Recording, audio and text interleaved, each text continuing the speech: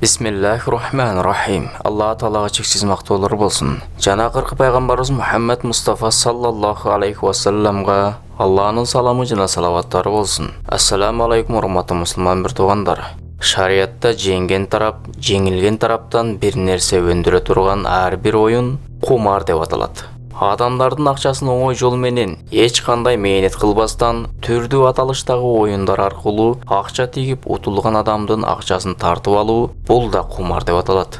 Кумар шариятта арам.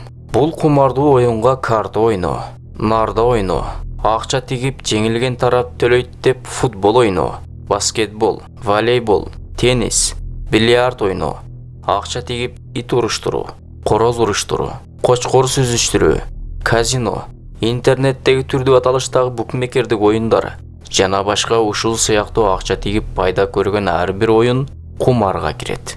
Бүгүнкү күндө интернетте олтуруп оңой акча табуунун жолун көрсөткөн ар түрдүү аталыштагы букмекердик кумар оюндары жайылып кетти.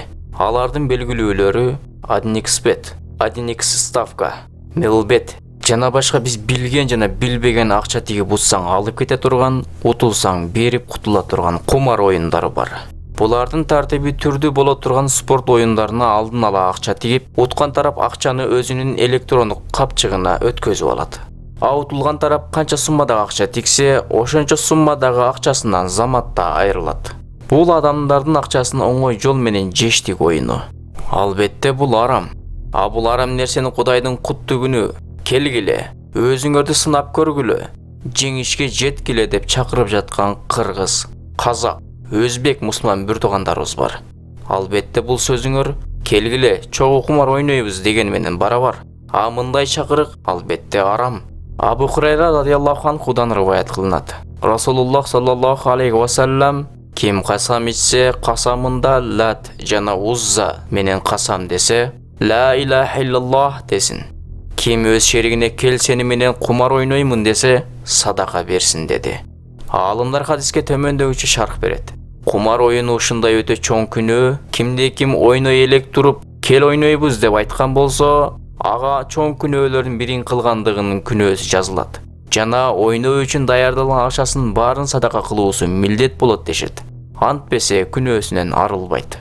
Жөн эле ушундай букмекердик компаниялар жарыялап койгондугунун өзү эле чоң күнөөлөрдүн катарына кирсе, булардын үгүтү менен күндүр-түндүр ойноп жаткан адамдардын күнөөлөрү кандай болду экен? Эми ушул жана ушул сыяктуу кумар оюндарын жарыялап акча таап жаткан бир туугандар, оокатыңарды адалдап алгыла.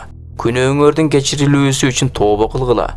Билип-билбей ар нерсени жарыялай бербегиле. Куранда өзүң билбеген нерсенин артынан ээрчибе дейт. Бул кумар компанияларынан көптөгөн адамдар зыян көргөндүктөн Россиянын өзүндө да тыюу салынган. Мы с сестрой двое суток проиграли 531 тысяча. Вот на этом аппарате. Жакында Казакстанда да тыюу салынып, дагы башка көптөгөн өлкөлөрдө тыюу салынды. Улуттук калыпсыздык комитети элибиздеги эң ири Олимп букмекерлик кеңсесинин оюн бизнесин заңсыз уюмдастырды деп айыптап кызмет көрсөтүүгө шектөө койду.